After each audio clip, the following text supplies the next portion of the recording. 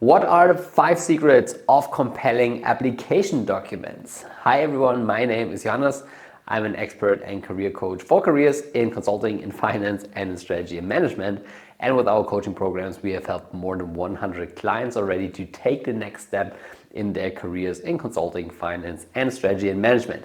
And in this video, I want to talk about application documents and how you write good application documents. Because you see, if you apply for a position, it doesn't matter if it's a full-time position, internship. So if you apply for a position, then your application documents are typically the first impression that you make in the application process. And thus it's very important that you make a good first impression, because if the first impression is not good, then the chances are close to zero to get invited to the interviews and to actually get the offer. And that's why it has to be a very high priority to really have and to really build good application documents. So I want to talk about the 5 secrets, and let's start with secret number 1. And this is that you need to have the right form of your application documents. The application documents typically are your CV and the cover letter, and especially in the CV there is a certain structure that you should follow. All right, so always make sure that you start with either the academic background, the academic experiences, or the practical experiences. So these are the 2 first categories. Then you also need to include extracurriculars and often like interests or awards and honors if you have them. These are typically the 4 main aspects. And the question, like if you start with academics or with your practical experiences, so this typically depends what your latest position was. So if you are rather in your studies, then you should put your academics first. If you're already working or at the end of your studies, then you typically put the practical experiences first. Okay, so you have first academic experiences or practical experiences, then as a second the practical or the academics, then the extracurriculars, and then typically interests and honors and awards. And it's really important to have the structure. I see it all the time that people include new categories, leave out a certain category, but these are typically the 4 elements, structural elements of your CV. In the cover letter, you are a bit more flexible in the structure and in the form, but typically you should have something between 3 and 4 paragraphs. Typically, the first paragraph talks about your motivation, so why you want to have this job or why you want to apply to this position.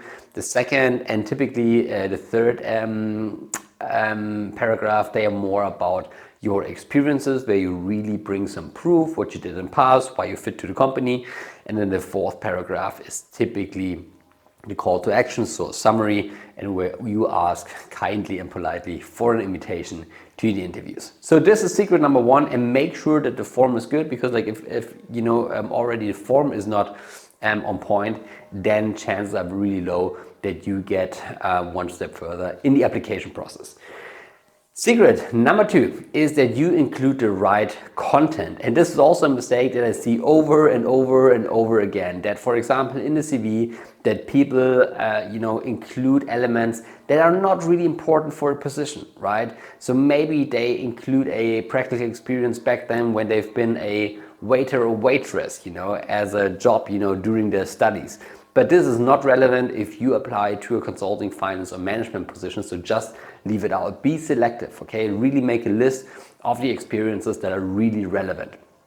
Also, if you have your cover letter, sometimes people do the mistake to just write an executive summary of the CV. But the truth is that the cover letter is a great opportunity to include some storytelling, to give more details. So it's really important to pick like 2 or 3 aspects that you want to talk about, and then really, tell a story.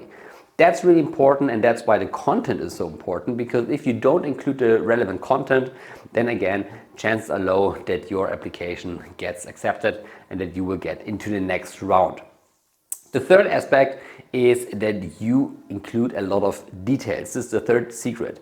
And this is also something where I see a lot of mistakes, especially in the CV, that people just write their bullet points and that they just on a very superficial level describe what they did. But here it's really important that you include details, so facts and numbers, okay? Facts, numbers, and details. That's so important that for each bullet point that you include these details.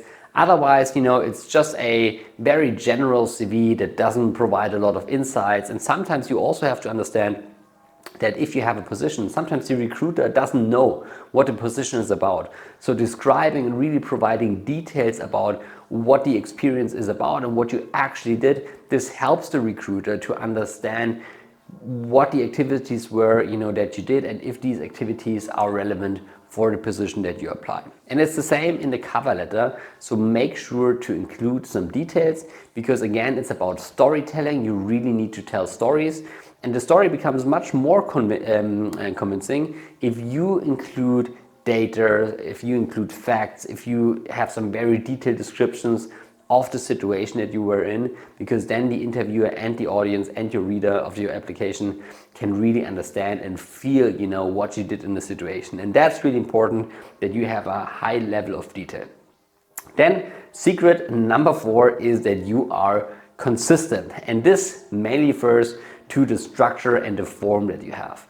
So a common mistake is that people don't use consistent grammar structures, for example. So make sure that in every bullet that you write, that you have a similar grammar structure. And this is important because in jobs like consulting, finance, and management and strategy, form and solid communication skills are so essential.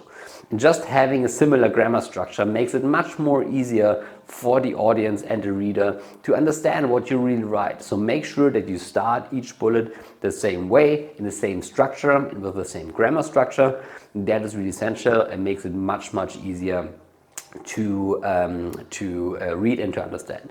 And it's the same with the cover letter. So make sure that your paragraphs have a certain structure, that you are consistent in the kind of language that you use, for example. That's also crucial, but consistency plays a bigger role in the CV. So make sure that you are consistent in your form and the grammar structure. And then last but not least, and this is secret number 5, is that you include good storytelling. That is really important. And this is probably a thing that is more important in the cover letter.